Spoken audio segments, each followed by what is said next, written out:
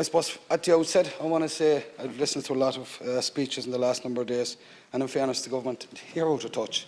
You're certainly not listening to what's happening outside this box. It's absolutely crazy.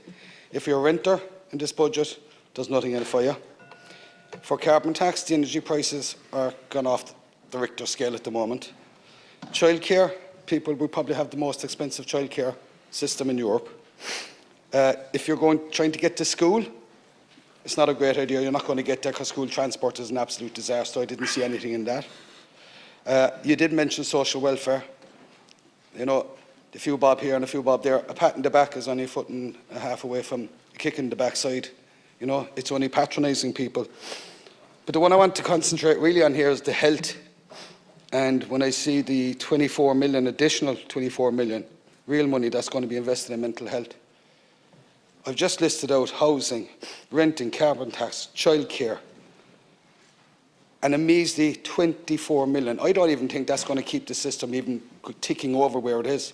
Our alternative budget was going to put in, I think it was 113 million, the biggest investment in mental health in the history of the state. And why? Because we know people are struggling. We can use the excuse of COVID, but COVID was only a precursor. We had all these problems, the housing problems, the health problems, well before COVID.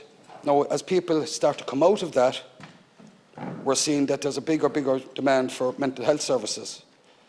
Only recently in West Cork, in Ballynadee, a farming family who unfortunately lost their own father to suicide have been raising money for Pieta House because the farming sector is struggling as well, and there seems to be very, very little support.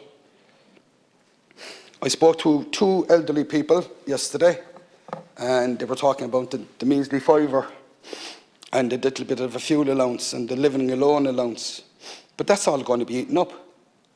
The minute you put excise, or the minute petrol and diesel goes up, they're not going to affect that. Whoever's carrying all these goods is going to be more expensive, and everything is going to go up. I personally felt that this year of all years in the budget would have been the best time to start putting your billions into the economy. Paying people real wages to build proper houses, thus alleviating the housing demand. The knock-on effect of that is that the renters can now have a decent job and afford to get a mortgage, so it's freeing up space in the rental sector, alleviating that. COVID has exposed how bad our health system is, and I mean, it's now we should be investing in it, and we should have hit this very, very hard. And what I felt, and I mean, I don't know if you have read our alternative budget, but there was a will there to tackle this head on. And I think that sometimes when you come in here, and it's my own feeling on it, we're here to serve the people outside this chamber. And it's not government funding, it's taxpayers' money. And we're not even giving it back to them in the services that we need. And I do genuinely feel, and I'm hoping in a very, very short time that we'll be sitting over on that side of the house and we'll be presenting our budget. And then you can stand the test of time, because then we'll be able to provide for the people and actually improve everything that can be done, should be done, will be done. Thank you.